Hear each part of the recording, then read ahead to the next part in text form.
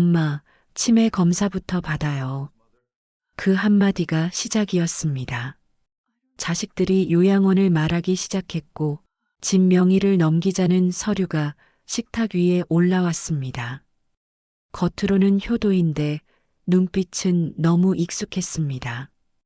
아이들이 거짓말할 때 보이던 그 눈빛이요. 그런데 그날 할머니가 조용히 한마디를 꺼냅니다. 근데 이 집 말고도 재산이 더 있단다.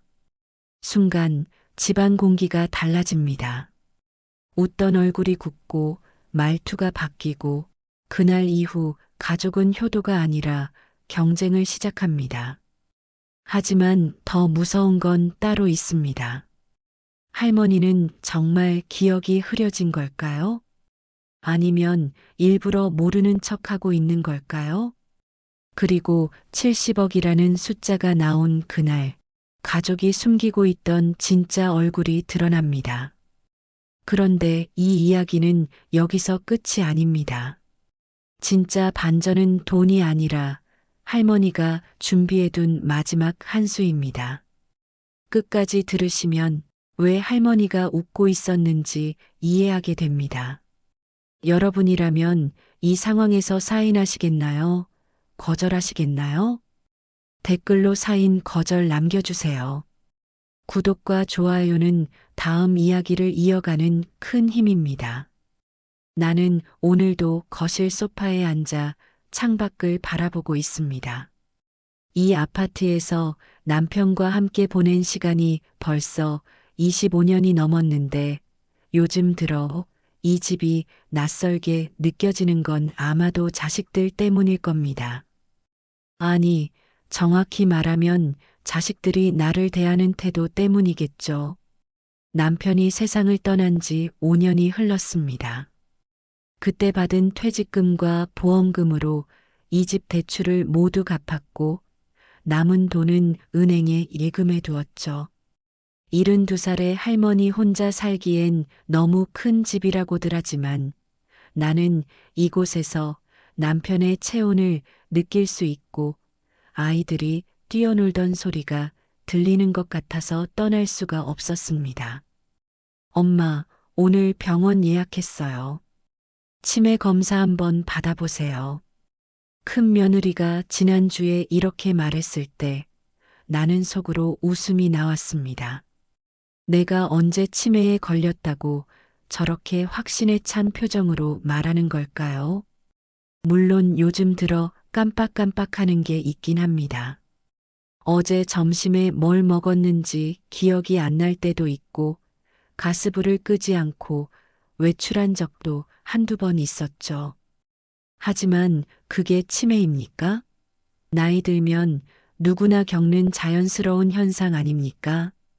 엄마, 요양원 한번 구경이라도 가보시죠. 요즘 시설 좋은 데 많아요. 작은 아들도 한술 더 뜹니다. 자기 엄마를 요양원에 보내려고 벌써 몇 군데나 알아봤다고 하더군요. 물론 겉으로는 엄마 건강을 위해서라고 말하지만 나는 압니다. 그들의 눈빛 속에 무엇이 숨어 있는지를요. 초등학교 교사로 30년을 일하면서 나는 수많은 아이들을 봐왔습니다. 아이들의 눈빛만 봐도 그 아이가 무슨 생각을 하는지, 무엇을 원하는지 알 수 있었죠. 그런데 지금 내 자식들의 눈빛은 그때 숙제를 안 해오고 거짓말하던 아이들의 눈빛과 똑같습니다. 간절함과 두려움, 그리고 욕심이 뒤섞인 그 눈빛을요. 엄마, 이 집 관리가 힘드시죠? 명의를 우리한테 넘기시면 엄마는 편하게 사시고 나중에 상속세도 안 나오고 좋잖아요.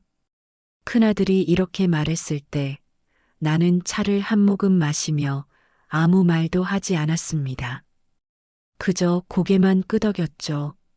그러자 큰아들은 금세 변호사를 데려왔고 서류를 쭉 펼쳐놓더군요.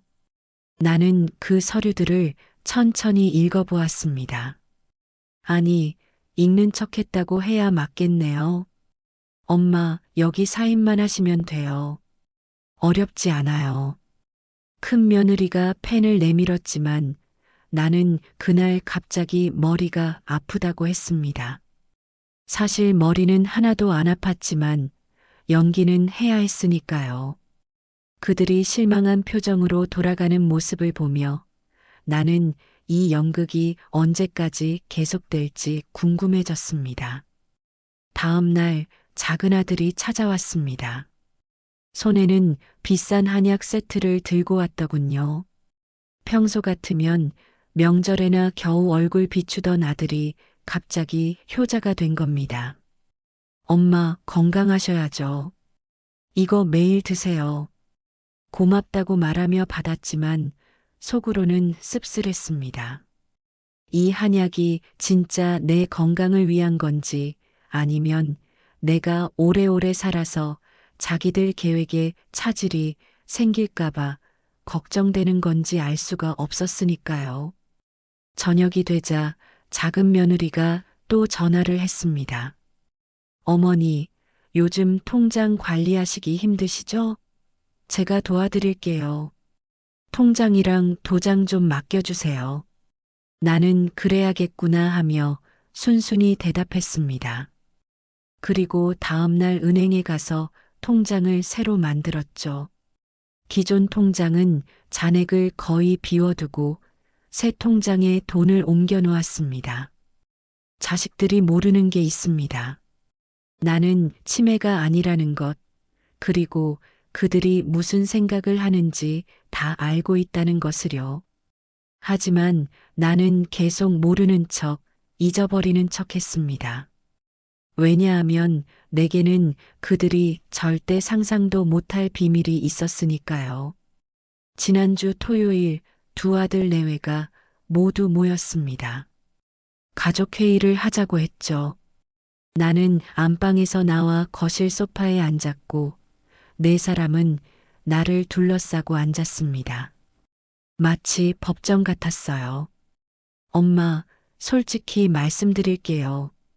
엄마 혼자 이 큰 집에서 사시는 거 위험해요. 건망증도 심하시고 가스불도 자주 깜빡하시잖아요. 큰아들이 입을 열었습니다. 나는 고개를 끄덕였죠. 그래서 우리가 생각한 게 엄마는 요양원에 가시고 이 집은 우리가 관리하는 거예요. 물론 매달 용돈도 드릴 거고 자주 찾아뵐게요. 용돈이라니. 내 집을 빼앗고 나한테 용돈을 준다는 게 말이 됩니까? 하지만 나는 참았습니다. 아직 때가 아니었으니까요. 그리고 엄마, 솔직히 이 집 시세가 지금 20억이 넘잖아요. 나중에 상속세 생각하면 미리 증여하는 게 훨씬 나아요. 작은 아들도 한마디 거들었습니다. 상속세 타령이군요. 자기들 배만 불리려는 속셈을 그렇게 포장하는 겁니다. 엄마, 우리가 나쁜 마음으로 이러는 거 아니에요. 진짜 엄마를 위해서예요. 큰 며느리가 내 손을 잡으며 말했습니다. 그 손이 차갑게 느껴졌어요. 아니, 내 손이 차가웠는지도 모르겠습니다. 나는 천천히 입을 열었습니다. 그래, 너희들 말이 맞는 것 같구나. 엄마가 요즘 정말 깜빡깜빡하거든. 네 사람의 얼굴에 안도의 빛이 스쳤습니다. 드디어 설득했다는 표정이었죠. 그런데 말이다. 나는 잠시 말을 멈췄습니다. 네 사람의 눈빛이 일제히 나를 향했어요. 엄마가 깜빡한 게 또 있는데 이 집 말고도 재산이 더 있다는 걸 깜빡했구나. 순간 거실이 조용해졌습니다. 시계 초침 소리만 또각또각 들렸죠. 큰아들이 먼저 입을 열었습니다. 무슨 말씀이세요? 나는 미소를 지었습니다. 처음으로 진짜 미소를요. 다음에 천천히 얘기해 줄게. 오늘은 피곤하구나. 그리고 나는 일어나 안방으로 들어갔습니다. 문을 닫는 순간 밖에서 웅성거리는 소리가 들렸어요. 당황한 목소리들, 급해진 말투들. 나는 침대에 누워 천장을 바라보며 생각했습니다. 이제 진짜 게임이 시작됐구나 하고요. 내 인생 72년 누구보다 열심히 살았습니다. 남편을 내조하고 자식들을 키우고 제자들을 가르치며 보낸 시간들. 그런데 이제 와서 내가 가진 걸 빼앗기고 요양원으로 쫓겨나야 한다니 그건 말이 안 되죠. 자식들아, 엄마를 너무 만만하게 본 거 아니니? 나는 치매가 아니야. 그리고 너희가 생각하는 것보다 훨씬 더 많은 걸 준비해뒀단다. 이제부터 진실을 하나씩 꺼내볼까 하는데 과연 너희들이 감당할 수 있을까? 그날 밤 나는 잠을 이룰 수가 없었습니다. 아니, 정확히 말하면 잠들지 않은 거죠. 안방 문틈으로 새어나오는 불빛을 보며 거실에서 한참 동안 웅성거리는 자식들의 목소리를 들었습니다. 평소보다 훨씬 오래 있더군요. 새벽 1시가 넘어서야 현관문이 닫히는 소리가 들렸어요. 다음 날 아침 예상했던 대로 큰아들에게서 전화가 왔습니다. 엄마, 어제 무슨 말씀하신 거예요? 재산이 더 있다는 게 무슨 뜻이에요? 목소리에 조급함이 묻어났습니다. 나는 천천히 대답했죠. 아, 그게. 엄마가 깜빡했네. 뭐라고 했더라? 엄마, 이 집 말고 다른 재산이 있다고 하셨잖아요. 큰아들의 목소리가 높아졌습니다. 나는 한숨을 쉬었어요. 그랬나? 요즘 정말 기억력이 안 좋아서. 아들아, 엄마 진짜 치매인가 봐. 전화 너머로 한숨 소리가 들렸습니다. 큰아들이 애를 태우는 게 느껴졌죠. 그리고 그날 저녁 두 아들이 또다시 함께 찾아왔습니다. 이번엔 며느리들 없이 둘만 왔더군요. 엄마, 우리 진지하게 얘기 좀 해요. 작은 아들이 소파에 앉으며 말했습니다. 평소보다 훨씬 진지한 표정이었어요. 엄마, 혹시 아빠가 남긴 게 더 있어요? 우리가 모르는 예금이나 부동산 같은 거? 나는 찻잔을 들어 한 모금 마셨습니다. 그리고는 멍하니 창밖을 바라보다가 말했죠. 너희 아빠, 참 대단한 사람이었어. 두 아들이 서로 눈빛을 교환했습니다. 뭔가 나온다는 신호였죠. 아빠는 겉으로 드러내지 않았지만 사실 굉장히 치밀한 사람이었단다. 퇴직하기 10년 전부터 이미 노후 준비를 해놓으셨지. 그게 뭔데요? 큰아들이 몸을 앞으로 기울였습니다. 경기도에 땅이 좀 있어. 아빠가 조금씩 사모았거든. 순간 거실의 공기가 달라졌습니다. 두 아들의 눈빛이 반짝였어요. 땅이요? 어디예요? 얼마나 돼요? 질문이 쏟아졌습니다. 나는 천천히 고개를 저었죠. 그게 정확히 어디였는지 기억이 안 나네. 서류도 어디 뒀는지 모르겠고, 아빠가 돌아가신 뒤로 신경을 못 썼거든. 엄마, 그게 어떻게 기억이 안 나요? 땅 서류는 되게 중요한 건데, 작은 아들이 답답하다는 듯 소리쳤습니다. 나는 미안하다는 표정을 지었어요. 미안하다. 엄마가 요즘 정말 깜빡깜빡해서 그날 이후로 자식들의 태도가 180도 바뀌었습니다. 갑자기 효녀가 된 거죠. 매일같이 전화가 왔고 주말마다 찾아왔습니다. 물론 내 건강을 걱정해서가 아니라 땅 서류를 찾기 위해서였지만요. 큰 며느리는 집 안 구석구석을 청소한다며 서랍이란 서랍은 다 뒤졌습니다. 작은 며느리는 은행 거래 내역을 확인해야 한다며 통장을 달라고 했죠. 나는 순순히 줬습니다. 어차피 잔액이 거의 없는 통장이었으니까요. 어머니, 이 통장에 돈이 거의 없는데요? 작은 며느리가 당황한 표정으로 물었습니다. 그래, 이상하네. 분명 여기 있었는데. 나는 고개를 갸우뚱했죠. 작은 며느리의 얼굴이 일그러졌어요.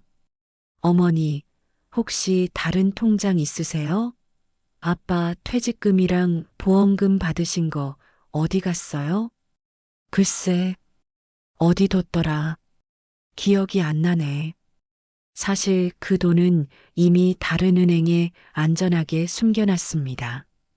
자식들 명의로 된 계좌도 만들어뒀죠. 물론 자식들은 모르는 일이지만요. 일주일쯤 지났을까요? 큰아들이 갑자기 늦은 밤에 찾아왔습니다. 술 냄새가 났어요. 엄마, 솔직히 말씀해 주세요.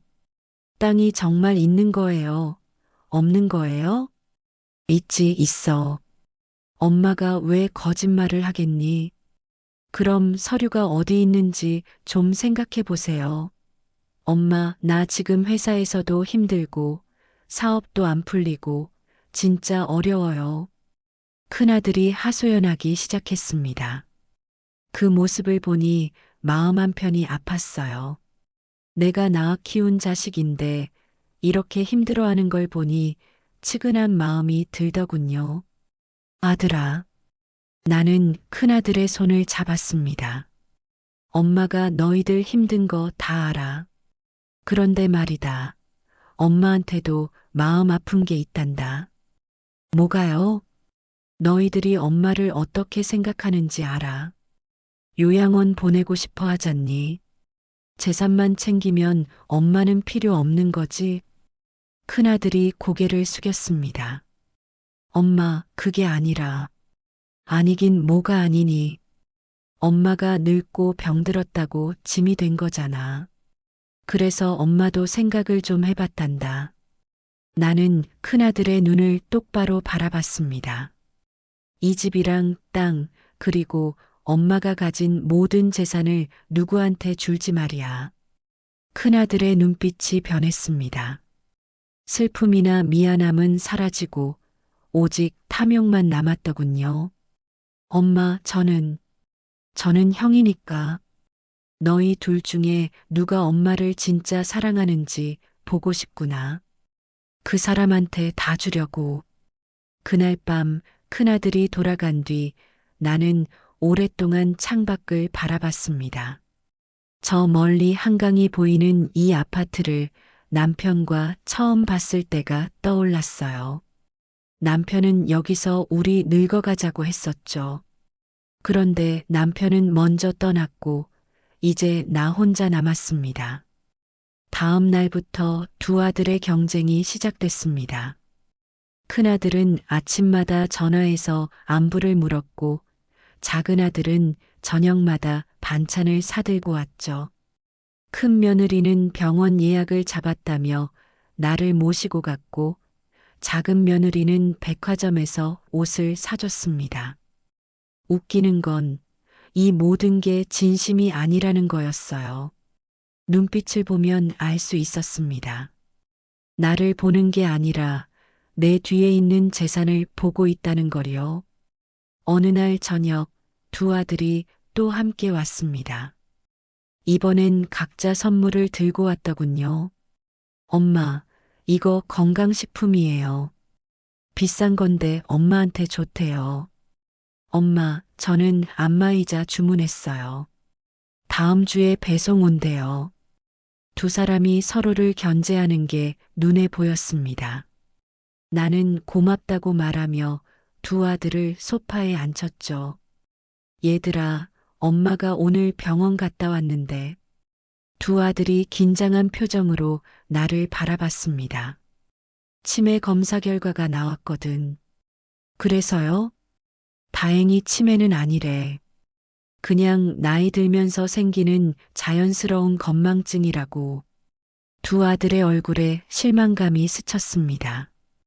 아, 이 자식들은 내가 치매였으면 좋겠구나 하는 생각이 들더군요. 그래야 법적으로 재산을 관리할 수 있으니까요. 그리고 말이다. 나는 잠시 숨을 고르고 말했습니다. 땅 서류 찾았어. 순간 시간이 멈춘 것 같았습니다. 두 아들이 동시에 몸을 앞으로 기울였죠. 정말요? 어디 있어요? 은행 금고에 맡겨뒀더라고. 오늘 찾아왔어. 그래서 땅이 얼마나 돼요? 어디에 있는데요? 질문이 쏟아졌습니다. 나는 천천히 말했어요. 판교랑 광교 쪽에 몇 필지 있고 평택에도 좀 있어. 너희 아빠가 20년 전쯤부터 조금씩 사모았거든. 시세가 얼마나 돼요? 작은 아들이 급하게 물었습니다. 잘은 모르겠는데 부동산에 물어보니까 한 70억 정도 된대. 70억. 그 숫자가 나오는 순간 두 아들의 얼굴색이 변했습니다. 아파트 20억에 땅 70억이면 총 90억이 넘는 재산이 되는 거였으니까요. 엄마, 그게 정말이에요? 큰아들이 떨리는 목소리로 물었습니다. 서류 봤어. 확실해. 나는 일어서서 안방으로 걸어갔습니다. 그리고 서랍에서 서류 봉투를 꺼내왔죠. 물론 진짜 서류는 아니었습니다. 내가 며칠 전에 만들어 놓은 가짜였어요. 두 아들은 서류를 빼앗듯이 받아들고 확인했습니다. 눈빛이 완전히 달라졌더군요. 근데 말이다. 나는 다시 입을 열었습니다. 이 땅들을 누구한테 물려줄지 아직 결정 못했어. 너희 둘 중에 누가 엄마한테 진짜 잘할지 보고 정하려고. 그날 밤 두 아들이 떠난 뒤 나는 혼자 웃었습니다. 이제 진짜 게임이 시작됐구나 하고요. 자식들아, 엄마가 70년을 어떻게 살아왔는지 알아? 세상이 너희가 생각하는 것만큼 호락호락하지 않단다. 70억짜리 땅 이야기가 나간 뒤로 우리 집은 전쟁터가 됐습니다. 아니, 정확히는 두 아들의 전쟁터가 됐다고 해야겠죠. 나는 그저 관전하는 심판 같은 존재였어요. 큰아들은 매일 아침 7시에 전화를 했습니다. 엄마, 주무셨어요? 아침 드셨어요? 오늘 날씨 춥던데 따뜻하게 입으세요. 처음 며칠은 고맙다고 생각했지만 일주일이 지나자 부담스러웠어요. 이게 진짜 효도인지 아니면 재산을 위한 연기인지 알 수 없었으니까요. 작은 아들은 또 다른 방식으로 접근했습니다. 퇴근하면 매일 집에 들렀죠. 저녁도 함께 먹고 TV도 같이 보고 심지어 설거지까지 했어요. 40년을 살면서 설거지 한 번 안 하던 아들이 갑자기 고무장갑을 끼고 싱크대 앞에 서 있는 모습이 낯설더군요. 엄마, 제가 앞으로 매일 올게요. 엄마 혼자 계시면 외로우시잖아요. 작은 아들이 이렇게 말했을 때 나는 속으로 웃음이 났습니다. 5년 동안 한 달에 한 번도 안 오던 아들이 갑자기 매일 온다니요. 물론 이유는 뻔했죠. 두 며느리의 경쟁은 더 노골적이었습니다. 큰 며느리는 백화점에서 비싼 옷을 사다 주었고 작은 며느리는 최고급 건강식품을 가져왔어요. 예전 같으면 시어머니 옷 살 돈으로 내 옷이나 사지라고 생각했을 텐데 지금은 달랐습니다. 90억이라는 숫자가 사람을 변하게 만들었죠. 어느 토요일 오후 두 아들 내외가 모두 모였습니다. 각자 선물을 한 아름씩 들고 왔더군요. 거실이 백화점 쇼핑백으로 가득 찼어요. 엄마, 이번 주말에 온천 여행 어때요? 제가 좋은데 예약했어요. 큰 며느리가 먼저 제안했습니다. 아니, 어머니는 온천보다 휴양림이 좋으실 거예요. 제가 강원도 쪽으로 알아봤는데 작은 며느리가 바로 끼어들었죠. 두 사람이 서로 눈을 흘기는 모습을 보니 이게 정말 나를 위한 건지 의심스러웠습니다. 다들 고맙구나. 근데 엄마는 집이 제일 편해. 나는 손을 저었습니다. 그러자 큰아들이 입을 열었어요. 엄마, 그나저나 딱 말인데요. 혹시 언제쯤 명예 이전 생각하세요? 드디어 본색이 나왔군요. 나는 차를 한 모금 마시며 천천히 대답했습니다. 글쎄, 아직 생각 중이야. 누구한테 줘야 할지 고민이 되거든. 엄마, 저는 장남이잖아요. 옛날부터 장남이 재산을 물려받는 게 맞죠? 큰아들이 급하게 말했습니다. 작은아들이 바로 반박했어요. 형, 지금이 무슨 조선시대예요? 요즘은 그런 거 없어요. 엄마한테 더 잘하는 사람이 받는 거죠. 내가 잘한다고? 너 5년 동안 몇 번이나 왔어? 형은요? 사업 망하고 나서 엄마한테 손 벌린 게 몇 번인데 두 아들이 서로 소리를 높이기 시작했습니다. 며느리들도 거들었죠. 거실이 순식간에 시장통처럼 시끄러워졌어요. 나는 그 모습을 조용히 지켜봤습니다. 이게 내가 낳아 키운 자식들의 모습인가 싶었습니다. 어렸을 때는 그렇게 사이가 좋았는데 지금은 서로 원수처럼 대하고 있었죠. 재산 때문에요. 그만. 나는 큰 소리로 외쳤습니다. 거실이 조용해졌어요. 너희들 정말 보기 흉하구나. 엄마 앞에서 그렇게 싸울 거니? 두 아들이 고개를 숙였습니다. 나는 천천히 일어섰어요. 오늘은 그만 돌아가거라. 엄마가 혼자 생각 좀 해야겠다. 네 사람이 떠나고 나서 나는 오랫동안 소파에 앉아 있었습니다.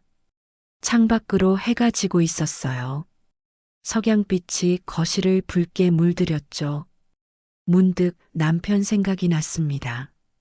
남편이 살아 있었다면 이런 상황을 어떻게 했을까요?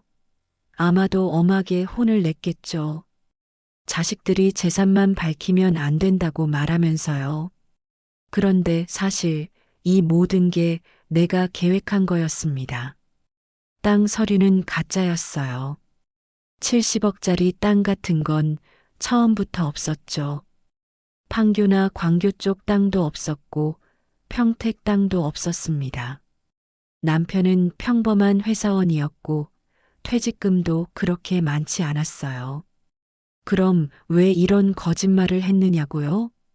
자식들의 본심을 확인하고 싶었기 때문입니다. 정말로 나를 사랑해서 찾아오는 건지 아니면 재산 때문에 오는 건지 알고 싶었어요. 그래서 일부러 큰 미끼를 던진 겁니다. 70억이라는 엄청난 숫자로요. 결과는 예상했던 대로였습니다. 아니, 예상보다 더 심했죠. 내 자식들은 완전히 재산에 눈이 멀어버렸어요. 엄마의 건강이나 행복 같은 건 중요하지 않았습니다. 오직 땅 서류와 통장만 찾아다녔죠. 다음 날 아침 나는 변호사 사무실에 갔습니다. 30년 지기 친구가 변호사인데 그분께 상담을 받으러 간 거였어요. 순자야, 정말 그렇게 할 거야? 친구가 걱정스러운 표정으로 물었습니다. 응, 이제 결정했어. 나는 고개를 끄덕였습니다. 친구는 한숨을 쉬더니 서류를 준비하기 시작했어요. 내 마음은 이해해. 하지만 자식들이 상처받을 거야. 이미 상처는 받았어. 나한테도 서로한테도. 친구는 더 이상 말리지 않았습니다. 그저 내 손을 잡아주었죠. 그날 저녁 나는 두 아들을 다시 불렀습니다. 이번에는 며느리들 없이 아들들만 오라고 했어요. 두 사람이 앉자마자 나는 봉투 하나를 꺼냈습니다. 이게 뭐예요? 큰아들이 물었습니다. 열어봐. 큰아들이 봉투를 열었습니다. 안에는 사진 몇 장이 들어 있었어요. 두 아들이 어렸을 때 찍은 사진들이었죠. 이게 너희가 5살, 3살 때야. 놀이터에서 찍은 거. 사진 속에서 두 아이가 웃고 있었습니다. 형은 동생 손을 잡고 있었고, 동생은 형을 올려다보며 환하게 웃고 있었어요. 이건 초등학교 운동회 날. 너희 둘이 2인 삼각 달리기에서 1등 했잖니. 또 다른 사진에는 두 아이가 발을 묶고 함께 뛰고 있었습니다. 땀을 흘리면서도 서로를 격려하는 모습이었죠. 이건 너희 아빠 생일날. 너희 둘이 용돈 모아서 케이크 사왔던 날이야. 사진 속 남편이 감동한 표정으로 케이크를 받고 있었습니다. 옆에서 두 아들이 뿌듯해하는 모습이 보였어요. 두 아들이 사진을 보며 말이 없었습니다. 눈시울이 붉어지는 게 보였어요. 너희 언제부터 이렇게 됐니? 나는 조용히 물었습니다. 언제부터 서로를 경쟁자로만 보게 됐어? 언제부터 엄마를 재산으로만 봤고? 엄마. 큰아들이 입을 열려다 말았습니다. 엄마가 이번에 깨달은 게 있어. 돈이 사람을 변하게 만든다는 거. 70억이라는 숫자가 너희를 완전히 다른 사람으로 만들어버렸더라고. 그게 아니라. 작은 아들이 변명하려 했지만 나는 손을 들어 막았습니다. 그래서 말인데 엄마가 결정을 내렸어. 두 아들이 긴장한 표정으로 나를 바라봤습니다. 땅은 없어. 네, 처음부터 없었어. 70억짜리 땅 같은 거 말이야. 순간 시간이 멈춘 것 같았습니다. 두 아들의 얼굴이 하얗게 질렸어요. 그럼 그동안은 뭐였어요? 큰아들이 떨리는 목소리로 물었습니다. 너희 본심을 보고 싶었어? 정말로 엄마를 사랑하는 건지 아니면 재산만 원하는 건지. 나는 천천히 말을 이었습니다. 결과는 알겠지? 너희는 재산을 택했어. 엄마가 아니라. 두 아들이 아무 말도 못했습니다. 할 말이 없었겠죠. 그래서 엄마도 결정했단다. 이 집이랑 엄마가 가진 모든 재산 전부 기부할 거야. 기부요. 두 아들이 동시에 소리쳤습니다. 그래.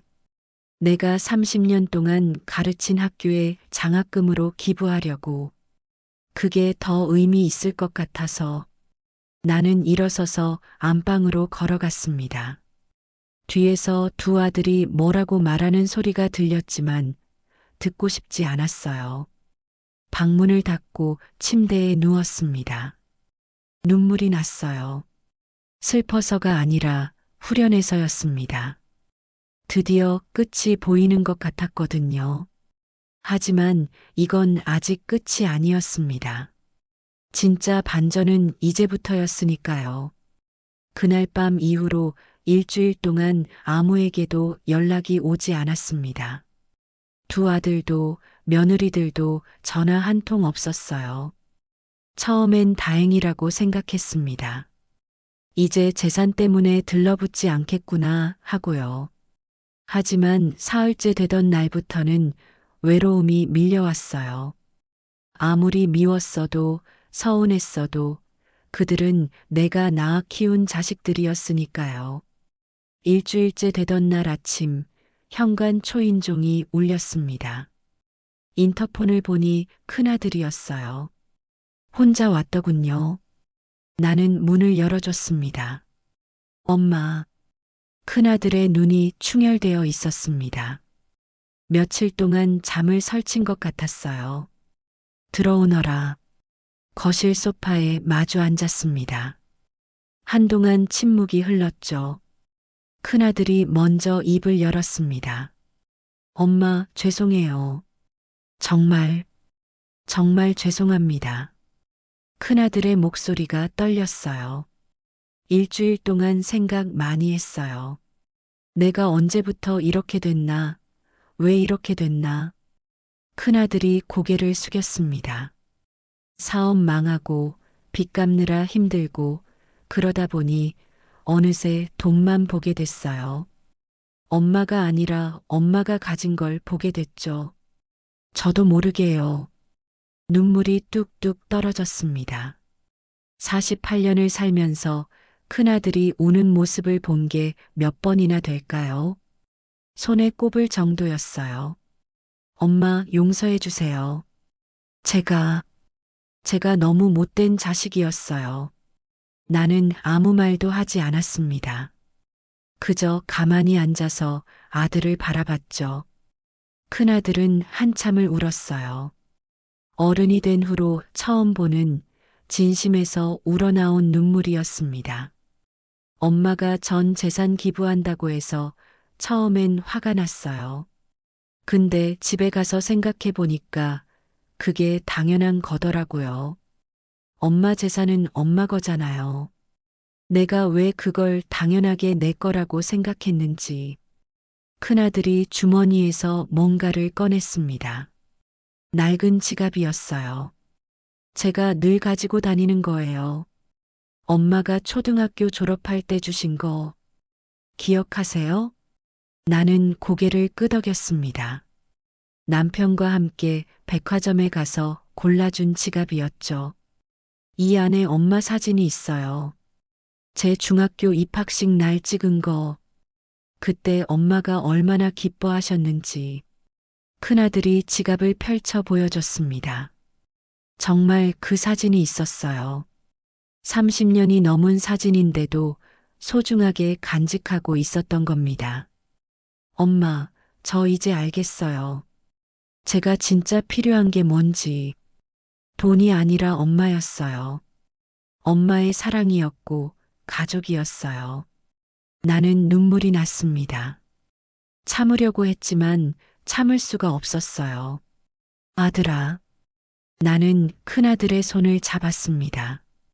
엄마도 미안하다. 너희를 시험한 것 같아서.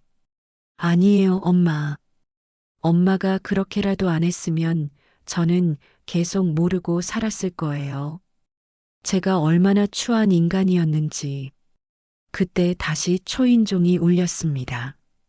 이번엔 작은 아들이었어요. 역시 혼자였고 형과 비슷하게 눈이 퉁퉁 부어 있었습니다. 엄마, 작은 아들도 들어오자마자 무릎을 꿇었습니다. 저도 용서해 주세요. 저도 형이랑 똑같아요. 아니, 더 나빴을지도 몰라요. 형보다 더 계산적이었으니까. 두 아들이 나란히 무릎을 꿇고 앉아 있었습니다. 어렸을 때 장난치다가 혼날 때처럼요. 일어나거라. 엄마가 너희한테 할 말이 있어. 두 아들이 일어나 소파에 앉았습니다. 나는 안방으로 들어가서 서류 봉투를 가지고 나왔어요. 이게 뭐예요? 열어봐. 큰아들이 봉투를 열었습니다. 안에는 통장과 서류가 들어 있었어요. 이게 뭐예요? 너희 명의로 만든 적금이야. 큰아들 거, 작은아들 거, 따로따로. 두 아들이 통장을 봤습니다. 각각 5천만 원씩 들어 있었어요.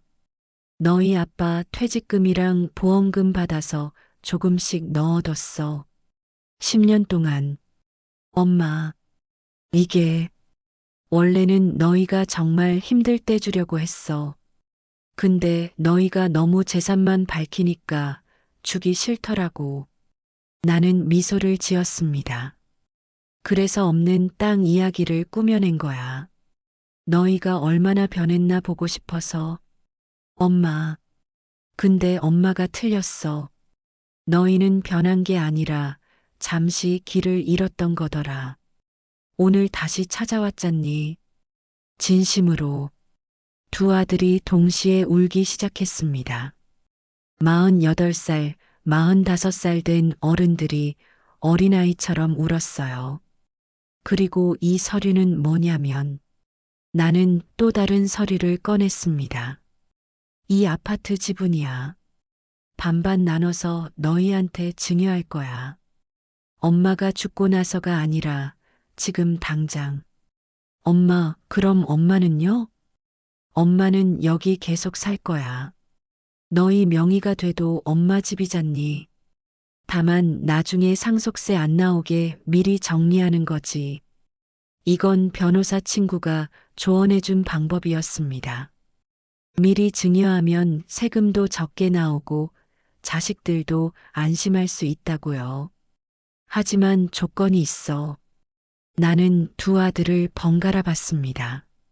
첫째, 앞으로는 재산 때문에 서로 싸우지 마라. 둘째, 엄마를 재산으로 보지 마라. 셋째, 한 달에 한 번은 가족들이 다 모여서 밥 먹자. 네, 엄마. 두 아들이 동시에 대답했습니다. 그 목소리에 진심이 담겨 있었어요. 그리고 마지막으로 나는 잠시 멈췄다가 말했습니다. 엄마를 사랑한다면 서로를 사랑해라. 너희는 형제잖니. 세상에서 가장 가까운 사이야. 그날 우리 세 사람은 오랫동안 함께 있었습니다. 옛날 이야기도 하고 아빠 이야기도 하고 웃기도 하고 울기도 했어요. 진짜 가족의 시간이었습니다. 저녁이 되자 며느리들도 왔습니다. 두 며느리도 많이 반성했다고 하더군요. 우리는 함께 저녁을 먹었어요. 내가 직접 만든 된장찌개와 김치찌개를 끓였죠. 어머니, 제가 설거지할게요. 큰 며느리가 먼저 나섰습니다. 저는 상 치울게요. 작은 며느리도 일어났어요. 둘이 함께 부엌으로 들어가더니 깔깔거리며 웃는 소리가 들렸습니다. 아, 이런 게 가족이구나 싶었어요. 한 달이 지났습니다. 약속대로 매주 주말마다 가족들이 모였어요. 재산 이야기는 한마디도 나오지 않았습니다. 그저 서로 안부를 묻고 밥을 먹고 수다를 떨었죠. 큰아들은 작은 회사에 취직했습니다. 큰 돈은 못 벌지만 안정적이라고 했어요. 작은 아들은 투자를 접고 회사 일에만 집중하기로 했대요. 두 며느리는 일주일에 한 번씩 나를 찾아와 함께 시장도 가고 차도 마셨습니다. 어느 날 나는 남편 산소에 갔습니다. 혼자서요. 여보, 우리 애들 이제 철이 든 것 같아요. 묘비 앞에 앉아 이야기했습니다. 당신이 살아있었으면 얼마나 좋았을까요? 함께 이 순간을 봤으면 좋았을 텐데. 바람이 불었습니다. 남편이 대답하는 것 같았어요. 그래도 잘 해냈어요, 나. 우리 아이들 다시 제자리로 돌아왔어요. 돌아오는 길에 하늘을 봤습니다. 구름 사이로 햇살이 비치고 있었어요. 참 아름다웠습니다. 72년을 살면서 많은 일이 있었습니다. 행복한 날도, 힘든 날도, 슬픈 날도 있었죠. 하지만 지금 이 순간 나는 행복합니다. 자식들이 돈 때문에 싸우지 않고 서로를 아끼고 엄마를 찾아와 주니까요. 치매 핑계로 재산을 빼앗으려던 자식들이 이제는 진짜 효자가 됐습니다. 70억짜리 거짓말이 그들을 깨우친 거죠. 때로는 시험이 필요합니다. 사랑하는 사람들의 진심을 확인하기 위해서요. 그리고 때로는 용서도 필요합니다. 잘못을 뉘우치고 돌아온 사람을 받아주기 위해서요. 내 집에서 내가 낳은 자식들과 함께 남은 인생을 보낼 수 있다는 게 얼마나 감사한지 모릅니다. 내 집인데 왜 나가라 하나라고 생각했던 그때가 이제는 아득합니다. 이제는 우리 집에 우리 가족이 있다고 말할 수 있으니까요. 여러분, 가족은 소중합니다. 돈보다 재산보다 무엇보다 소중하죠. 하지만 그 소중함을 잊어버릴 때가 있습니다. 욕심 때문에, 어려움 때문에요. 그럴 땐 용기를 내서 이야기해야 합니다. 시험하고 깨우치고 용서하고 다시 시작해야 해요. 나이가 들었다고 해서 당해주기만 할 필요는 없습니다. 우리에게도 지혜가 있고 힘이 있으니까요. 내 이야기가 누군가에게 위로가 되고 용기가 되었으면 좋겠습니다. 여러분의 가족은 안녕하신가요? 혹시 나처럼 힘든 일을 겪고 계신다면 포기하지 마세요. 길은 반드시 있습니다. 그리고 사랑은 언제나 이깁니다. 끝까지 제 이야기를 들어주셔서 감사합니다. 여러분 모두 행복하세요.